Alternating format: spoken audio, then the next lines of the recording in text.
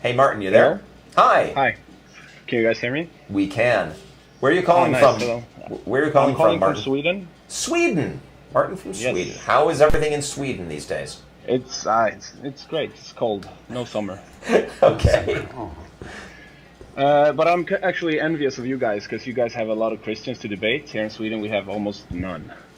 Oh, yeah. It's not always as much fun as it seems like I to was just debate asking, them. is that really a good thing? Yeah, it's fun to It debate. seems fun at least. I look for them, but I can only find like a deist at most. But Yeah. they're very marginalized. Yeah. Anyways, I've been talking to one. We have dinners and it's quite nice. But I asked him for his best argument, and he says that its DNA cannot replicate. So the first DNA had to come from something supernatural.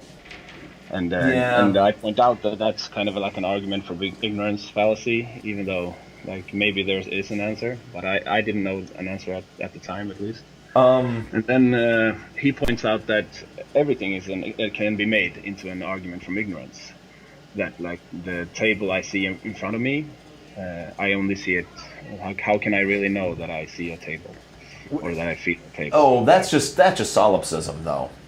Yeah, exactly. Well, An appeal to ignorance. I point out that he cannot know. You should also say He that makes up an answer when we don't know, and he says I do the same thing because we cannot know there's a table.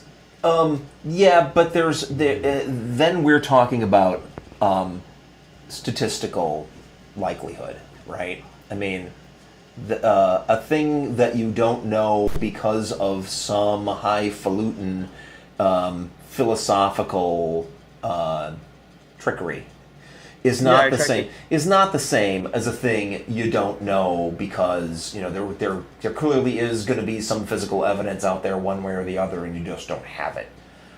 Those are different kinds of situations. And anyway, I agree with the guy that I fully admit I cannot prove solipsism isn't true, but it makes no sense to live your life on the assumption that it is true.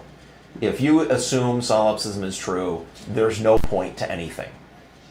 No, but maybe there isn't. But since we're sitting here arguing about it, we've already dispensed with solipsism. Yeah, but the point is he's saying that I'm also making an argument from ignorance fallacy. Yeah. Saying there is a table. And my response would be those are two different levels of two different types of ignorance, two different levels of ignorance, and one of them you've already dispensed with because you're having the discussion. Yeah, I totally agree. That's kind of my answer also. That's a different kind of ignorance. By the way, we've heard. By the way, we've heard from the. Nice to see you back, Jeff. Oh, thank you. Yeah, I'm not going to be back on the show on a regular basis. I'm having a great time doing the Nonprofits audio podcast, and I'm enjoying that. And it's just too much to be on both shows at the same time. I don't know how Russell pulls it off. He must not have a life. But we'll see. I'm sure I'll do more of other kinds of things in the future too. Yeah, keep up the good work. And me and my girlfriend are watching you guys every night almost on YouTube and live. So it's the best. All right.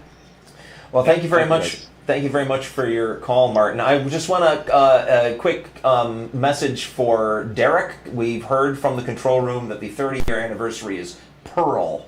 So you're due some sort of Pearl atheist paraphernalia.